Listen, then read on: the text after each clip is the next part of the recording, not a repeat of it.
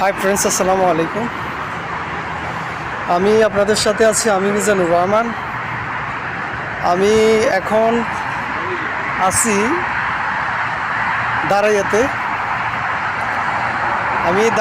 আছি দাঁড়াইয়াতে। একটা রিসেন্টলি ব্রিজটা হয়েছে, এটা একটা পার্কের মতো আমি আপনাদেরকে দেখাচ্ছি। কোনো ইউরোপের, ইতালি বা ফ্রান্স, জার্মান কোনো একটা কান্ট্রিতে আছি আমি।